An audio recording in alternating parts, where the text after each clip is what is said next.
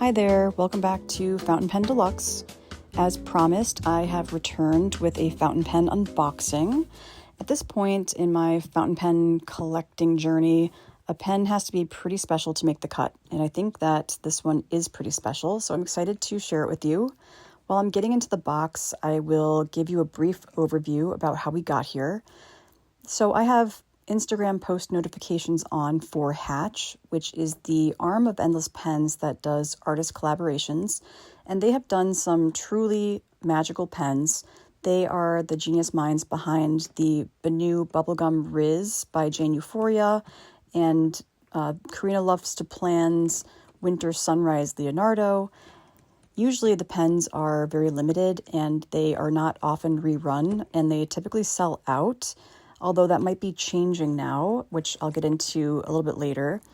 But when I saw that I had a notification from Hatch, I went over to take a look, and it was about this pen. And actually, the post was sharing that this pen was now for sale on endlesspens.com.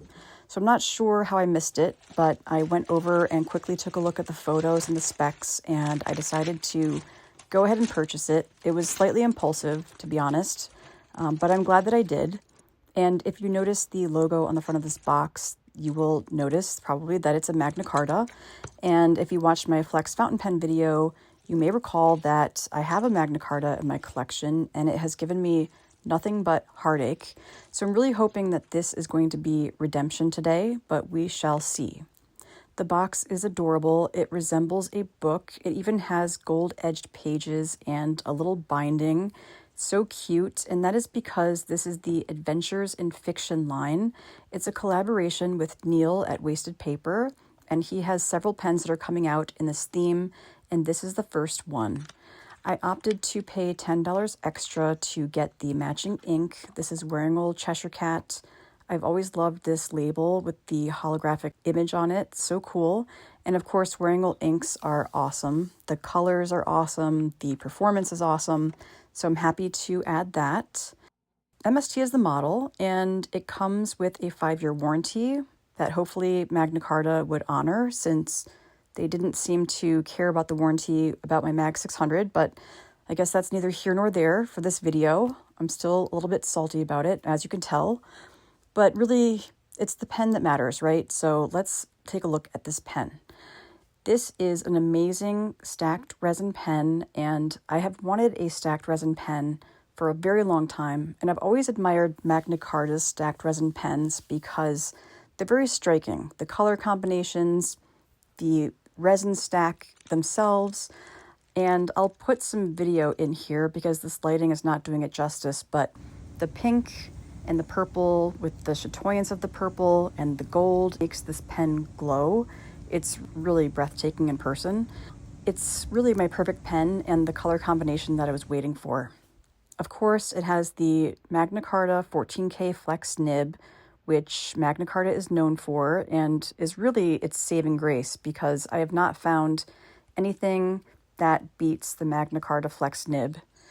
I grabbed my Mag 600 out of Time Out to do a quick comparison. As you can see, it is quite a bit larger than the MST. They both have a flat top, but the Mag 600 does not post. If it did, it would be gigantic. And the MST is just smaller and kind of more refined and elegant in general. They do have a similar grip section in terms of length and width and the flare out at the end to stop your fingers from slipping. But I think that's sort of where the similarities end. The MST is just a much more manageable size and weight. And the best part about it is that it posts. You can see it posts really deeply and securely. And if I'm not using a retractable fountain pen like a Vanishing Point, I really do prefer that my pens post. I like to have all of my components kind of together so nothing rolls off my desk or gets lost. I mean, you know how that goes. So the function factor is really there. And of course, the aesthetic factor is also there. I love all of the details that Neil put into this. I love the gold band details on the pen cap and the pen body. I love the finial with the Magna Carta logo and the little cat face. It's so cute, and I know it's hard to get those small details on the finial coin, so they did a great job. And I also love that on the pen cap, there is an imprint of the words first edition. That's because Endless Pens did not want to number this release in case it was popular, but Neil still wanted to do something to acknowledge the first run of the pens, which I appreciate. Neil also shared in his YouTube video that some of the pens had a purple top or a purple bottom, and I received one with a purple top. I think he said there were 5 pens with a purple top. So that feels special and makes me feel like maybe it's a sign that this pen was supposed to come and live with me. So let's get it inked up. I'm so curious to see how this pen writes and how the nib works, and if I'm going to experience the same issues that I did with the Mag 600. I'm grabbing my swatching stuff. So I have my Planner Monkey Co. swatch book with the original Tomoegawa paper and a couple of swatching tools. For this video, I'm getting a swizzle stick and my Kakamori dip nib holder and a Speedball B2 dip nib. And we'll just kind of play around with the ink and see how it feels, because I want to get a sense of how it might work in the pen. Flex nibs have certain ink requirements because they have a lot of ink demand, and you really have to find the right pairing to make it work the best. So right off the bat, I could tell that this ink was a little bit on the dry side. And if I had to guess, I would say it's because it has sort of a dusty pink undertone, and dusty pink inks are notorious for being dry. It also dries down very matte, so I think that also lends itself to being more dry. But to get a better feel, I typically like to write a little bit with my Speedball nib, and I write in print and in cursive. And again, you can see how many times I'm having to dip the nib. It's just a drier ink. So I'm not sure if it's the best combination for the MST and the Flex nib, but since it came with the pen, I'm going to try it out. And if it doesn't work, I'll try to tweak a few things and swap out the ink if necessary. If you did not see my Flex fountain pen video, the issues that I had and continue to have with my Mag 600 are basically hard starting, skipping, but most critically, not writing unless the nib is touching ink on the paper. It's some type of a capillary action issue. I think some people refer to it as baby's bottom. I'm not sure if that's what the issue is specifically, but you can see the ink in the tines. It's just not making its way to the paper. That's why when the nib is touching ink on the paper, there's a connection. But once that connection is broken, the pen just won't write.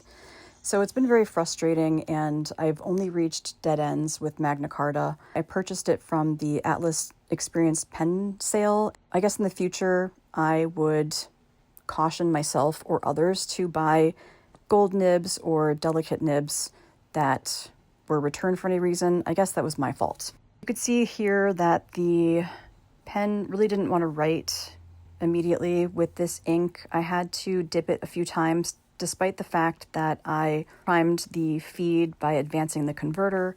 And I don't think that it's a nib issue. In fact, the nib feels excellent and it feels great to write with. I think that it's just the ink is not free-flowing enough or lubricated enough. It's not meeting the demand of the nib or the feed. I'm opening up the pen to try to advance the converter more to get more ink in the feed. But if this doesn't work, I have a few tricks up my sleeve. And like I mentioned, I'm always willing to swap out the ink entirely.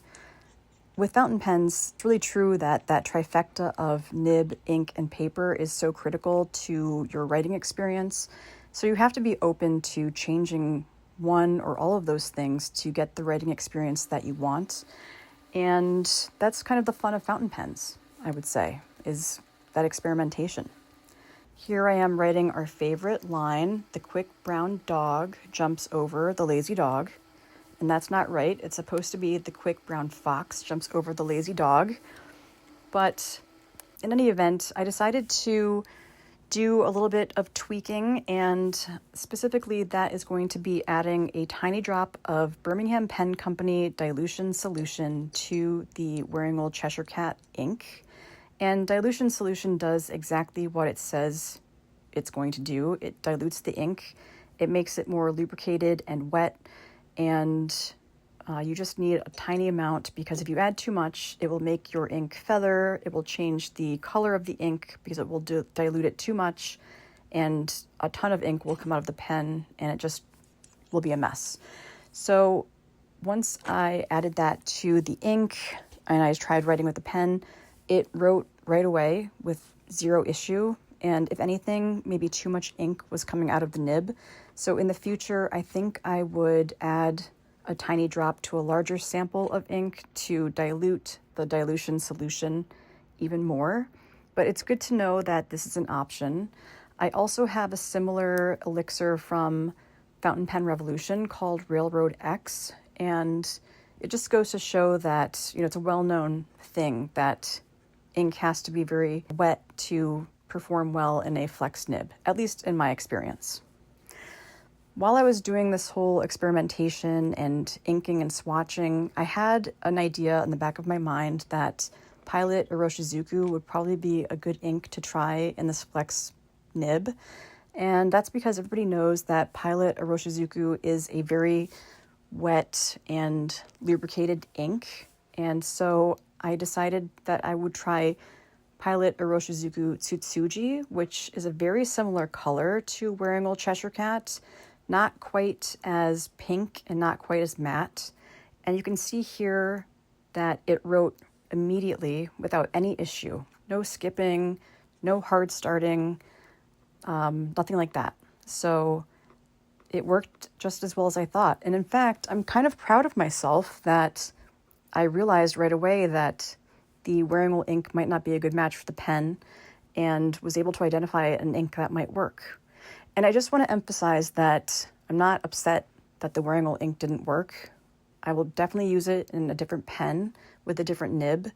It is interesting that they included it in this set. I'm sure it was just because of the name and the color match, but I don't necessarily think it was because it was a good combination with the flex nib. All in all, this nib is a joy to write with, and I'm really relieved that I'm not experiencing the same issues as I did with the Mag 600. This pen was kind of pricey. I paid $4.53 for it, so I guess not kind of pricey, it was pricey. I think it's actually priced at $500 before tax, but since I've spent a certain amount of money with Endless Pens, they gave me a discount, which is nice, and of course I appreciate that. I wanted to compare my Mag 600 nib with the MST nib, so I grabbed my Mag 600 and was writing a little bit here. The MST nib definitely feels better. I've heard through the grapevine that Magna Carta revamped their flex nibs because the issue that I experienced was kind of a wide-reaching issue that a lot of customers experienced. So the new flex nibs supposedly don't have this issue anymore. And whatever they did, whether that's true or not, I can say that the MST feels really, really nice, responsive, has a really fine line all the way to a double broad at least, and seems to be working without any issue. I was planning to wait until Black Friday to purchase fountain pens this year because last year I was kind of new to purchasing fountain pens and was just purchasing willy-nilly throughout the year. And then Black Friday rolls around and there were some of the most insane pen deals that I've ever seen. There was, Magna Carta flex pens for $125, Leonardo's and Opus's for 50% off.